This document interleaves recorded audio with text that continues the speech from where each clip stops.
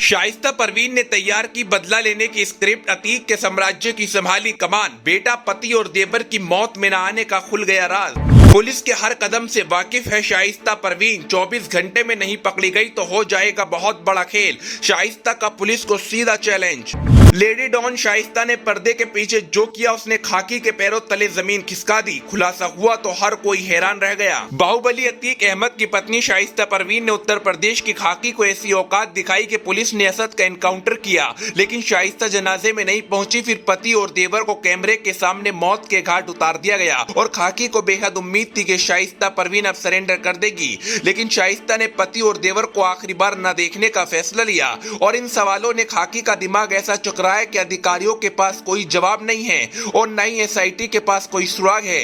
इससे पता चलता है कि अतीक के साम्राज्य का भी अंत नहीं हुआ, बल्कि ये साम्राज्य और भी ज्यादा खूंखार होकर सामने आने को तैयार है। आपको मालूम है, शाइस्ता परवीन उमेश पाल मामले में सबसे अहम किरदार है और जो खुलासे अब होकर सामने आ रहे हैं उससे पता चल गया, अगर शाइस्ता खाकी के हत्थों चढ़ गई तो अतीक और अशरफ की मौत की गुत्थी भी सुलझ जाएगी। और अगर शाइस्ता को यूपी की खाकी पकड़ने में नाकाम रही तो यकीन मानिए उत्तर प्रदेश के अंदर बहुत बड़ा खेल हो सकता है, क्योंकि इंटेलिजेंस को इस तरह की खबर मिल रही है कि शाइस्ता परवीन परिवार के खत्म होने से बेहद गुस्से में है और अतीक की गैंग के सभी लोगों को सक्रिय रखने में शाइस्ता बहुत बड़ा रोल निभा रही है। जब असद का एनकाउंटर हुआ उससे कुछ दिन पहले ही शाइस्ता परवीन खाकी को चकमा देकर फरार हो गई, लेकिन इस बात की ना तो पुलिस को कोई भनक लगी और न ही इंटेलिजेंस शाइस्ता की चाल को समझ पाई। शाइस्ता परवीन का हर कदम खाकी से बेहद आगे दिखाई देता है। ये बात हम इसलिए कह रहे हैं क्योंकि शाइस्ता परवीन का जन्म पुलिस के परिवार में हुआ है।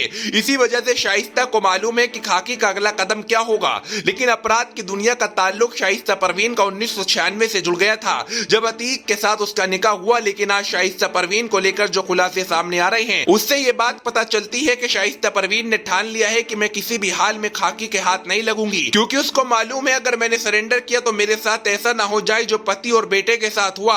और दूसरा सवाल ये भी है कि शाइस्ता परवीन अतीक के साम्राज्य की पूरी कमान संभालने को तैयार है, क्योंकि अतीक के काले साम्राज्य की जानकारी शाइस्ता परवीन को सबसे ज्यादा है, क्योंकि शाइस्ता परवीन अतीक के बेहद करीबी और उमेश पाल से लेकर बड़े बड़े अपराध में सलाहकार के रूप में थी। अतीक के सभी शूटरों से शाइस्ता परवीन का सीधा संपर्क रहता है और अतीक की इंटेलिजेंस महाराष्ट्र से लेकर बंगाल और देश के अलग अलग राज्यों में है। अतीक की पत्नी शाइस्ता परवीन उन सभी से संबंध रखती है।